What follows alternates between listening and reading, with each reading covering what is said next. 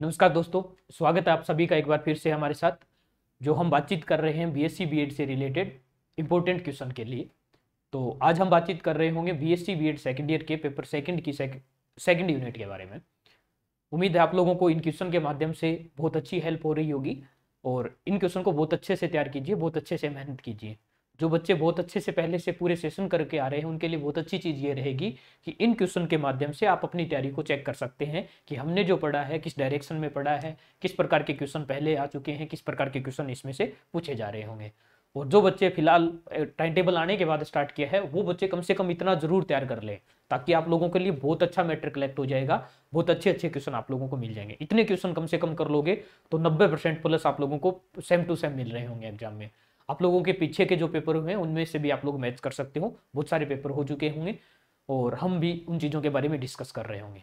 चलिए आज हम बातचीत कर रहे होंगे बीएससी बीएड सेकेंड ईयर के जो आप लोगों का सेकंड पेपर है उस सेकंड पेपर के यूनिट नंबर सेकंड की जो फर्स्ट यूनिट है उसके बारे में हम पहले बातचीत कर चुके हैं। मुझे ऐसी उम्मीद रहेगी कि आप लोगों ने उन क्वेश्चन को बहुत अच्छे से तैयार कर लिया होगा और बाकी जो यूनिट रहेगी वो भी आप लोगों को बहुत जल्द मिल जाएगी। और इस चीज़ के लिए आप लोग निश्चिंत रहिए कि आपके एग्जाम से 2 से 3 दिन पहले आपको आराम से सारे क्वेश्चन मिल जाएंगे।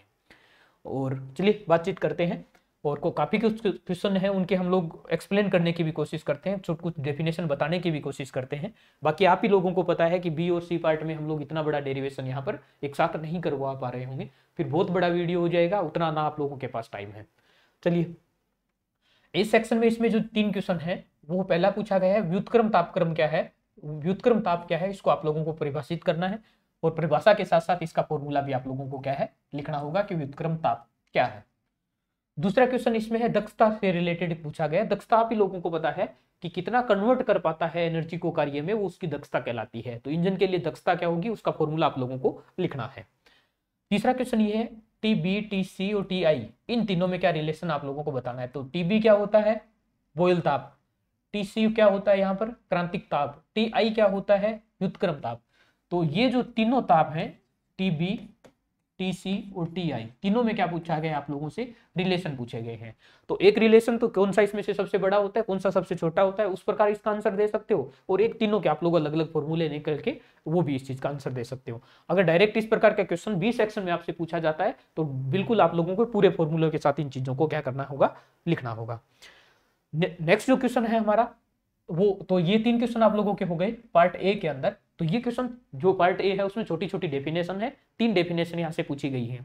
नेक्स्ट जो पार्ट आप लोगों का बी पार्ट है इसमें 3 नंबर का क्वेश्चन आपसे पूछा जाता है। तो बात करते हैं हम लोग पार्ट बी के बारे में। पार्ट बी में पहला है माध्यम मुक्त पथ क्या है, इसकी निर्भरता आप लोगों को बतानी है। तो भाई ये जो क्वेश्चन है बी सेक्शन में आप लोगों से यहाँ पर पूछा गया है। तो आप लोगों को पहले तो क्या करना होगा, माध्यम मुक्त जो पथ होगा इसको डिफाइन करना होगा, कैसे क्या कुछ है इसमें तो पूरा लिखना है। फिर इसकी जो निर्भरताएं होती हैं, जो अलग अलग घनत्व आता है, अन्य सारी चीजें आती हैं, सभी पर क्या करनी है, इसकी निर्भरताएं किस प्रकार होती है, किस प्रकार डिपेंड करता है, इन चीजों को क्या करना होगा आप लोगों को लिखना होगा। यहां से नेक्स्ट क्वेश्चन है बोयल ताप की व्याख्या करनी है आप लोगों को। बोयल ताप जो होगा उसकी व्याख्या करनी है। जो फॉर्मूला आता है पूरा ताप के क्रम में टी स्क्वायर या किस पर डिपेंड कर रहा होता है, वो पूरा फॉर्मूला आपको यहां से क्या करना होगा, डिफाइन करना होगा। तीसरा क्वेश्चन यहां पर है अभिगमन घटनाएं क्या है, इसको आप लोगों को क्या करना होगा, डिफाइन करना होगा। तो ये 3 क्वेश्चन यहां पर आपके किस में हो जाएंगे, सेक्शन बी में हो जाएंगे। तो सेक्शन ए में भी हमने 3 क्वेश्चन डाले हैं, सेक्शन बी में भी 3 क्वेश्चन डाले हैं। हालांकि आप लोगों को एक यूनिट से 2 क्वेश्चन पूछे जाने हैं, तो अगर आप 3-3 क्वेश्चन का तैयार कर रहे होंगे तो बहुत अच्छे से हो जाएंगे। और 10 क्वेश्चन पार्ट ए में पूछे जाएंगे, लगभग 2-2, 3-3 डेफिनेशन एवरेज से अगर हम लोग डाल रहे हैं तो लगभग 12 से 15 डेफिनेशन आप लोगों के पास हो जाएंगी पार्ट ए में। 15 में से 10 तो पूछी जानी है एग्जाम में। और जो 2-2, 3-3 क्वेश्चन किस में डाल रहे हैं, पार्ट बी में डाल रहे हैं, तो लगभग 12 से 13 ही ये क्या हो रहे हैं क्वेश्चन किसमें, पार्ट बी में आप लोगों के हो रहे हैं। तो 10 क्वेश्चन आपके आएंगे जिसमें से आपको अल्टरनेट करके 5 करने होते हैं। और पार्ट सी में आप लोगों को 5 में से 3 क्वेश्चन करने होते हैं। लगभग एवरेज हम एक ही क्वेश्चन डाल रहे होंगे। पहले जो आप लोगों का चैप्टर था वास्तविक गैस और आदर्श गैस, उसके लिए दोनों डाले हैं। इजी यूनिट है वो, उस यूनिट से आप लोग पूरे 10 नंबर कवर कर सकते हो, इसलिए मैंने उसमें दोनों डेरिवेशन आप लोगों को दे दिए।